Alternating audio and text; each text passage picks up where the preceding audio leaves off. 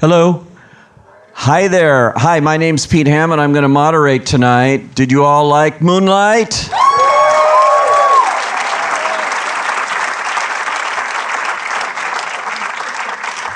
Let me introduce you to our esteemed panel here. As you can see, we have a lot, and it's so great. You're here on the right night for sure. First, let me introduce you to the writer and director of the film, Barry Jenkins.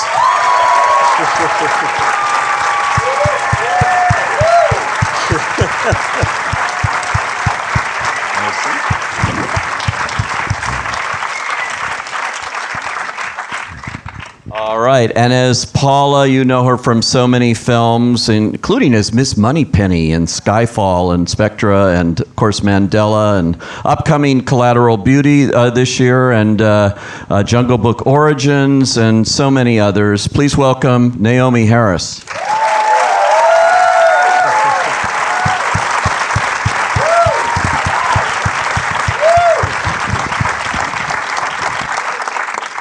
And he just had an Emmy nomination for House of Cards. His films, he's in Luke Cage now on Netflix, and Hidden Figures coming up, Kicks, Free State of Jones earlier this year. He's hot. He's doing everything right now. As one, please welcome Mahershala Ali.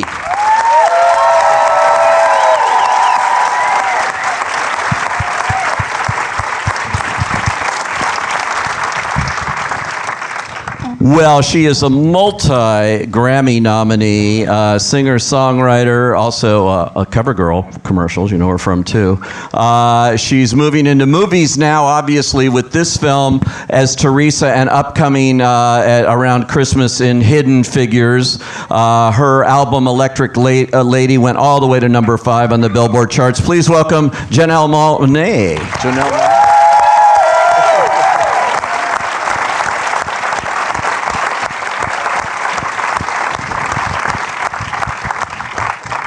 Okay, as one of the Sharons, the older one in the film, he plays Black. He's currently in Westworld, and he's done a number of other films, including Open Windows and many others. Please welcome Trevante Rhodes.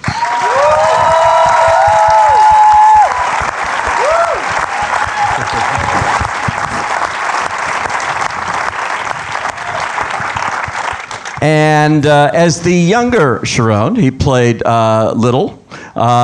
This is his first movie. Aww. Yeah, Alex Hibbert, right here.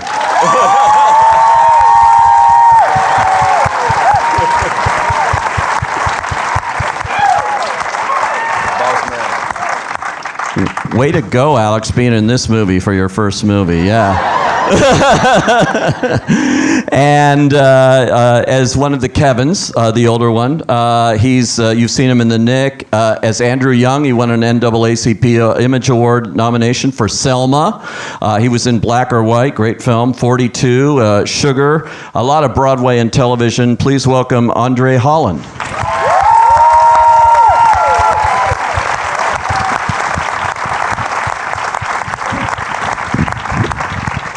Welcome, everybody. Wow, and what a movie. I saw this, I guess it was his first premiere there in Telluride, Barry, where you knew that festival very well. You'd been appearing there, you know, working there for a number of years with Telluride Film Festival. And how did it feel to come back with this movie and get the kind of reception that you have gotten to it, which I would call pretty phenomenal? Yeah, it was very, very cool. It was like an out-of-body experience. I've worked there since 2002. Actually, I was a student in the Student Symposium in 2002, and I just came back every year after. And you know, I tell you right, you have like a green badge, an orange badge, and the filmmakers have the blue badge. And even in 2002, I was like, I want to have a blue badge. And it was cool because 14 years later, you know, I had a fucking blue badge. And so, yeah, it was like living in your dream, like in the present tense. So yeah, it was dope. Very cool. So tell us about Moonlight. This is your first film in several years. How did this come about? I mean, I know it started in a different kind of iteration originally, and it morphed into what we saw on the screen and what you wrote. Yeah, it's my first film in 8 years. I'll just keep repeating it. 8 years, because I'm hearing it all the time. And it was adapted from a play by Terrell McCraney. The play was called In Moonlight, Black Boys Look Blue. And Terrell and I are both from Miami, from the same housing project, and both our moms went through the struggle with addiction. Like, we literally were at the same elementary school, same middle school, but didn't know each other. And so when a mutual friend of ours read the play, he called me up and said, this isn't about you, but it's about you. And when I read it, I knew exactly what he meant. And I immediately called Terrell up and, tried to find a way to work on it. And you got to shoot this. This is right where it all sort of happened, right there in Miami, where you grew up and where it was set, right? Yeah, and as Terrell will say, in the actual Miami. Miami actually is a very small municipality, and Liberty City is in the center of it. It's like the south central of Miami. And pretty much like 80% of the film, the things that need to be set there were filmed in Liberty City. Wow. So look at this incredible, and this is just part of the cast, that you put together. When I saw this film, I looked at it and I said, SAG, which we're talking to SAG here, they actually have a category at the SAG Awards called ensemble, and a couple of others have those categories too. But this, to me, struck me as a true ensemble in the greatest sense of the word. You have two different characters with 6 actors playing it almost seamlessly. Even though they don't really look like each other, they certainly capture the essence so that you believe at each step of the way in the 3 chapters that this is the same person at a different point. Yeah.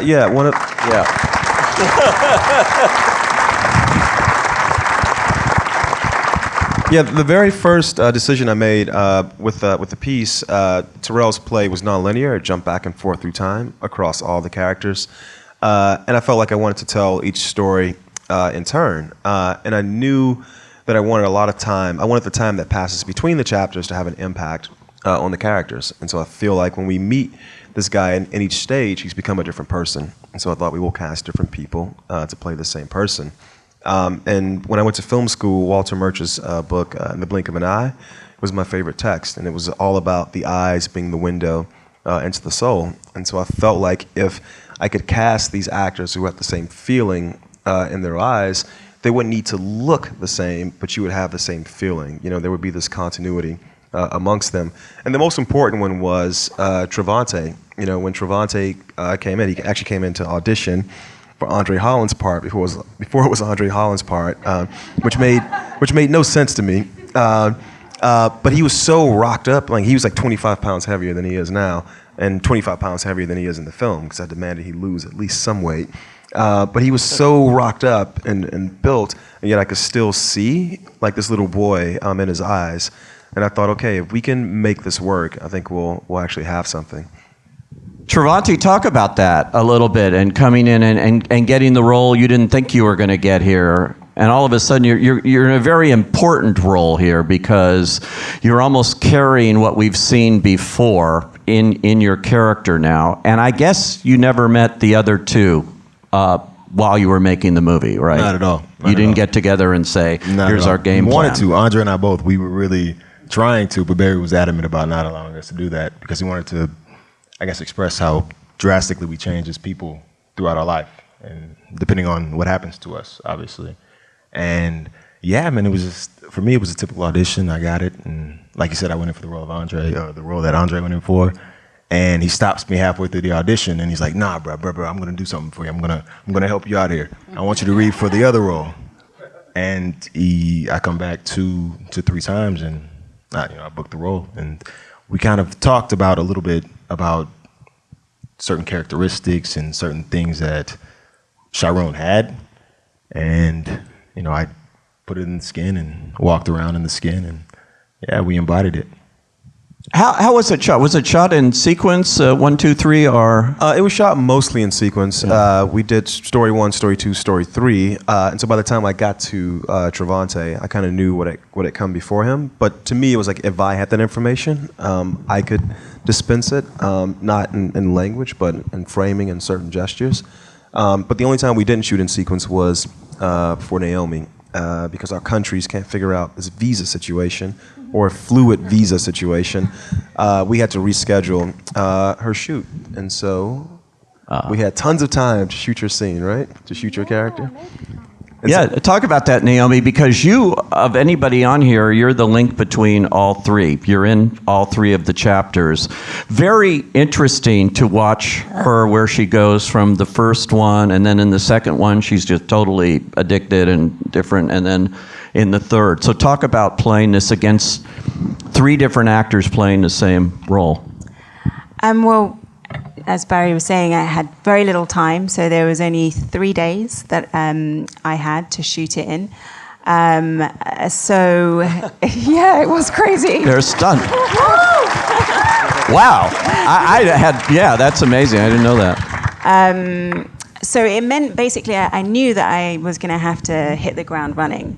And so for a month beforehand, I was prepping and doing a great deal of research about addiction because I actually don't drink or smoke or even drink coffee. So going from that to crack addiction is like a massive jump for me. So yeah, but YouTube is like a mine of information. There are seriously, like you can find anything on there. There is some amazing. Really, you just write in crack addiction and you do, yes. It's there. I even learned, dare I say, how to put a crack pipe together on YouTube. There are videos. Not that I'd recommend that, but I had to learn how to do that. So it was everything that I needed, and that's how I created my whole backstory for Paula. And there were two important things that I really learned from YouTube again. One was an interview with a crack addict who she said that she likened addiction to being in a relationship with a psychotic lover. Because in the beginning, they make you feel like you're the most special person in the world. There's this euphoria, this joy, this love that you feel. Until they get their claws into you deeper on in the relationship, and then they start to absolutely destroy you and ravage you. And I thought that made such sense to me, and I could really relate to that. And then the other thing that I learned was that basically in every person that was interviewed, every woman that was interviewed about her addiction, she'd either been raped or sexually abused. And it was as though they were using the addiction to numb this vast emotional pain that they were carrying around within them and to escape themselves on some level. And that, again, I could really relate to because I thought as actors, that's what we're doing all the time. We're trying to run away from ourselves because on some level we're not comfortable. Otherwise, why would we choose to inhabit other souls every day? Wow. Let me jump to the other key woman here on the panel and in the cast with Janelle, because I'm curious as to how you approach your part here, Teresa, because she's the opposite. I mean, she is she's almost a saint to him and so important to him at that point, and you're so good and empathetic and wonderful in portraying that. Can you talk, because I know you come out of the music world and everything, and now you're in the acting world too, which is great. But can you talk about how your process here and how you approached playing her? Sure. Well, one, I want to just give thanks to Barry for believing in me and also writing such an incredible script. When I read Moonlight, I had a strong visceral reaction. I cried at least 2 to 3 times. And I felt like I knew each and every last one of the characters from Paula. There's a Paula in my family who is struggling and still struggling with addiction. There's a Juan in my family who, may not have the lifestyle that we all approve of. He may be dealing drugs, but he's also mentoring young men and women in the community. And Chiron reminded me so much. Alex, you did an incredible job. He reminded me of a little cousin, someone you just wanted to protect. And I immediately connected to nurturing and protecting as I was thinking about Teresa and reading what she was for Chiron. You know, she was a surrogate mother. She also was a listener. You know, there are moments where you just see me listening because it's important as young people, as we're going through these things. I had to put myself in his shoes too. If I was going through bullying and really trying to figure out my sexuality, what is a faggot, what does this all mean, I would want somebody to just listen to me and be a shoulder for me and be constant in my life. You know, my mother's abandoned me. I have no one but this one person. She was important because she didn't judge him, and she always made him feel like he wasn't alone. He wasn't the other. He wasn't an outcast. He wasn't a freak or different, but he was someone who deserved to be loved and deserved to be listened to.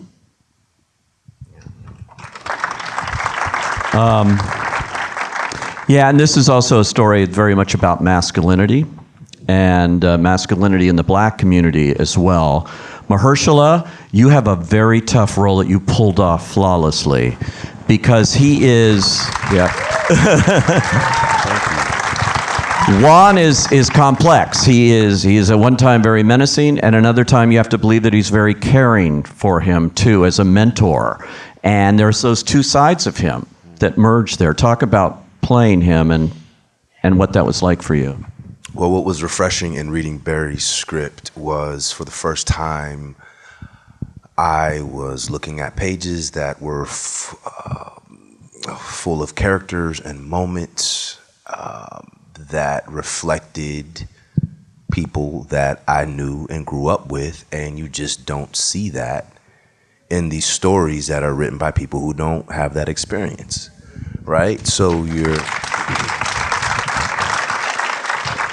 it's just true that there's so much content, and look, I love having a job, you know, but you've got a few of them from looking at your credits this year. Yeah, but there's just so much content that touches on masculinity in urban communities, but rarely are people on those writing staffs or writing the project themselves from those places. And so unless it's David Simon, it's kind of feels like a little bit of cultural tourism. And so what I loved about this project is that it's obviously deeply personal to Terrell and Barry, and wrote it from the inside out, so it's not really possible for them to be stereotypes. And you know, there's several people that I knew. One of my friends will never get out of jail because he murdered someone. But I'm telling you, he was a good dude. I played basketball with. When I found out that what he did, it was shocking to me. And it was connected to drugs. And that's not unique. I know a lot of people who were in jail forever, but that were good dudes and were pretty solid fathers. But this other part of them, this compartmentalized thing in their life, came back to bite them and ruin their entire life, right? And so, but you just don't read that on the page, right? And so to see that's what was shocking to me. So it wasn't necessarily difficult connecting to it in that way, because it was just surprising to me. I'm so used to them being pretty one-dimensional. So thank you, Barry, for just, you know. And before I get to our friend there that you acted with there, André, the scene at the end of the film, towards the end of the film there, between you, that you and Trevante did, is extraordinary. It really is. And where the title Moonlight comes in, that's where I saw so much light and tenderness there. You, again, are taking a role that has been played by two other actors up to that point. Talk about that and how you got it. Because I don't think you were going for that role initially. Did you not do an audition tape or something that you said, I got to play this? Yeah, definitely. Thank you, first of all, for your kind words. I really appreciate it. I think, I did an audition tape, and And But I apologize to him every day that he did an audition tape. but there's something from that tape that's in the film. So and I wouldn't have discovered it if you hadn't done it on tape. So there you go. But you don't Continue, have to, bro. But Continue. also, you don't have to ever apologize because that's my job. That's my job. I mean, yeah. I think, and I take great pride in that. I think like that's actually the job of an actor. That's what we do. Getting to be in great movies, getting to work with people, that's the icing on the cake. But like getting up and going and doing the work is what the job is. So I'm grateful for you for giving me that opportunity. As far as the scene, it was, so I did the audition tape, was very fortunate to get the call that I was the guy for the part. I would have run through a wall to be in it. I mean, the script, literally, it's one of those scripts you read and your mouth waters and you just go, well, surely they're going to give this to some big movie star. But I'm so grateful I got to do it. And then it was a unique challenge working on a scene that long, and a scene that didn't really have any sort of big, explosive moments, right? It wasn't really about like a big turning point. It was just about this incremental evolution of a relationship. And it was a wonderful acting exercise, and I feel like I grew a lot having done it. And obviously I had a wonderful scene partner, so yeah. Thank you, sir. Did you guys have much rehearsal time to develop that, or between each other, or was it, because this is obviously an independent movie shot on No rehearsals. a bit of a budget, yeah. there was no rehearsal time. I'm just jump in and say it. No, there's no rehearsal time. Okay, now, Alex, you're from Miami, right? Yes. Okay, you're from Miami. Now, you were determined to cast a local, right, in this role? Yeah. I felt like the character Little had to be from the place. It made sense. I didn't want to bring, no offense to any LA or New York child actors. I didn't want somebody trained for the part. I wanted something that was raw and of the place. And so we just planted a flag and said, we're going to stay here as long as possible. And find our Little in the city. And how long? What did you see? How many did you see? Well, we saw a lot of kids, and we were there off and on over the course of like 10 months. And of course, we found Alex about 2 weeks before production started. Isn't that always the way? You find just the right one. Alex, had you ever acted before? No. No.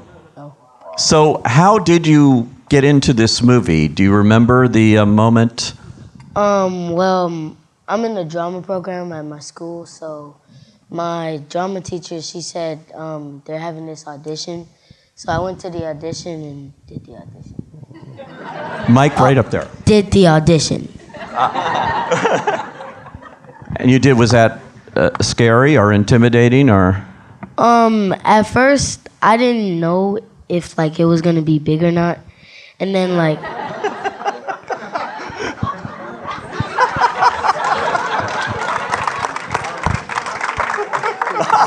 I got 2 more callbacks, and then I was all like, whoa, this is big.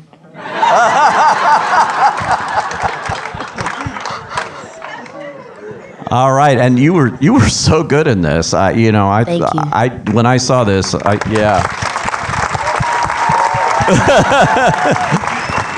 And I have to tip my hat to Alex because it wasn't this thing where we shot for 30 days and then we put the big scene on him.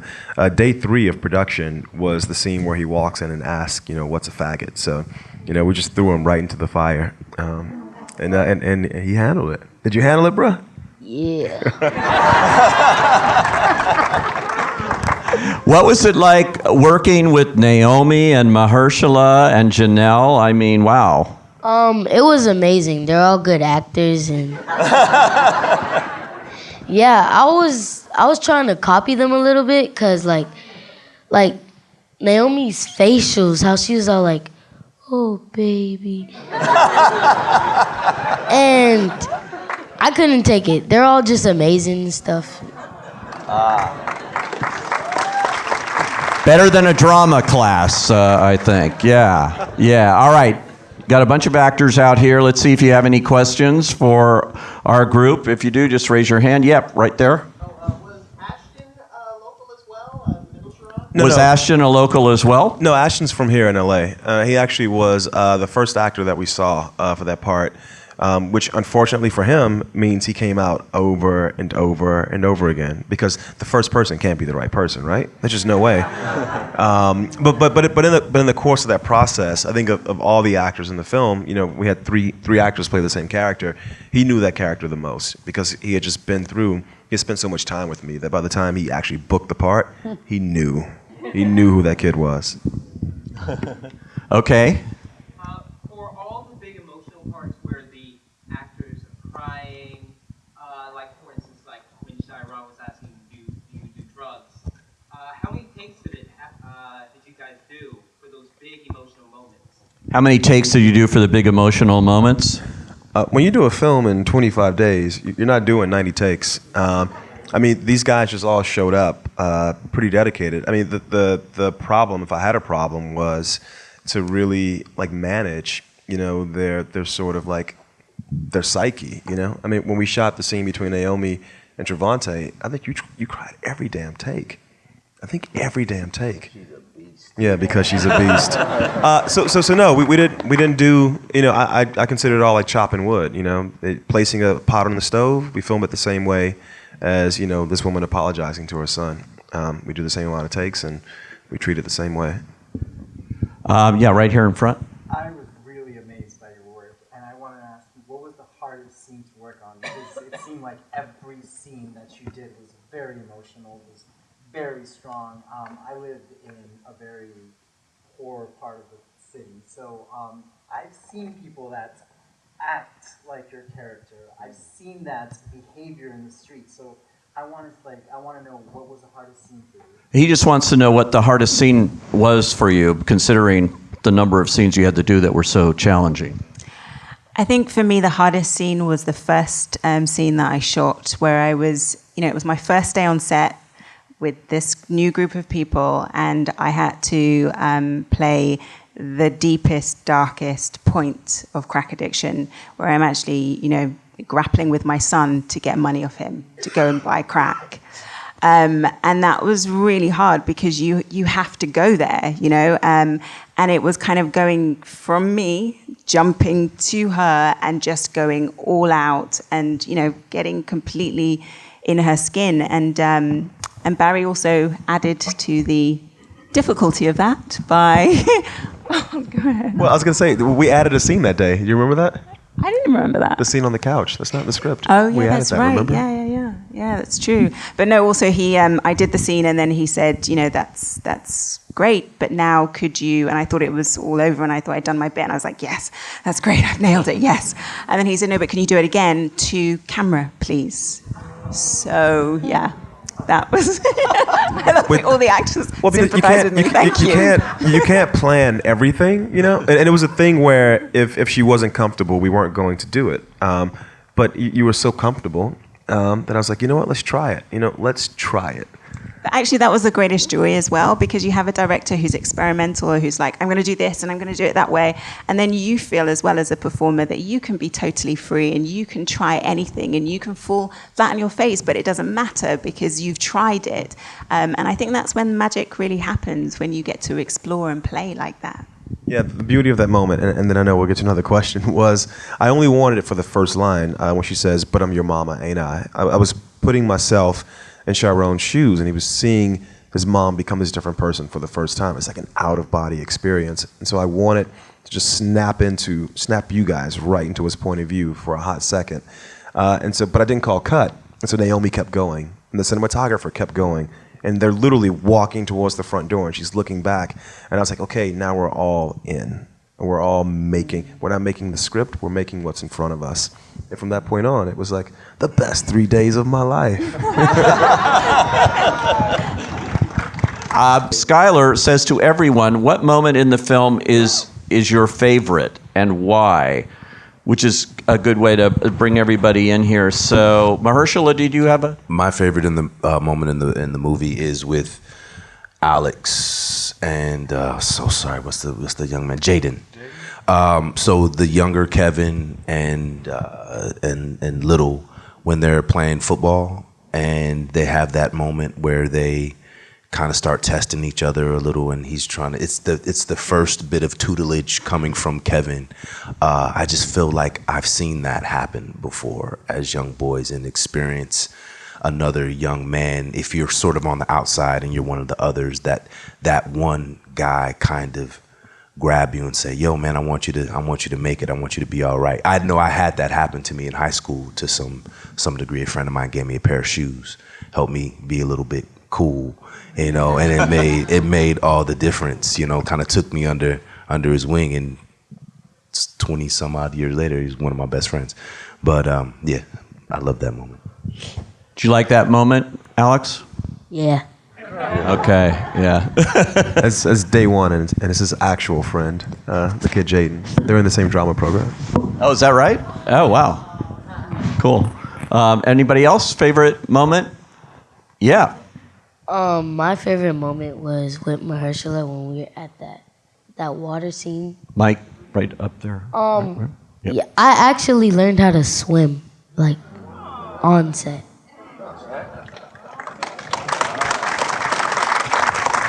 So this is an all-purpose life experience for you. Yep. Nice. Anybody else? Same for me. The swimming scene is my favorite. But I'm not allowed to have a favorite, so I didn't say that. Okay, yeah, right here. Hi. First of all, I wanted to say this is one of the few movies that I've seen that every single performance was excellent. I don't think there was one performance that I entire film. What was that procedure? First of all, he praised you and compared you to John Cassavetes, which ain't bad, but wants to know about the stylistic choice of showing the backs of actors throughout. I just feel like when a character is traveling and you're traveling with them, you can't see their face, but you can see them in juxtaposition to the world as they're moving through it. I just think it's a nice vehicle to sort of like identify with the character. It's weird because it's very popular in video games, but it's sort of not done very often in cinema. And for me, the more important thing was to frame each of the three Chirones in the same way. And to me, sort of unify the fact that they were all on the same journey at these different stages. The first question was? It was about the tension. Yeah. I just think that the world that Terrell and I grew up in is just inherently full of tension. And I think when you have a cinema frame, you can see what's in the frame, but it's usually what's just off frame. These techniques are used in horror films, but not so much in dramas. But I think in the world that we grew up in, there's always something around the corner. And also, too, we're playing with expectations a little bit. You assume, because we open this film with this swirling drug deal out in the open, that to me is a very visceral, like drug deal. Like that shit, something's actually going down. And yet, a kid is just going to cross by, and this guy is not going to harm him. He's going to nurture him. So we wanted to sort of not play with expectations intellectually, but, real things happen in these real spaces. And now we're going to show you these other things that you don't often see happening in these spaces.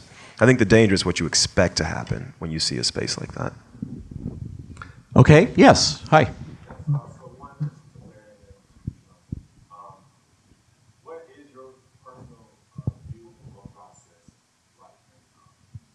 Okay, well, yeah, go ahead, since he just asked the sports question, the athlete question. What was your process in playing this role with that in mind?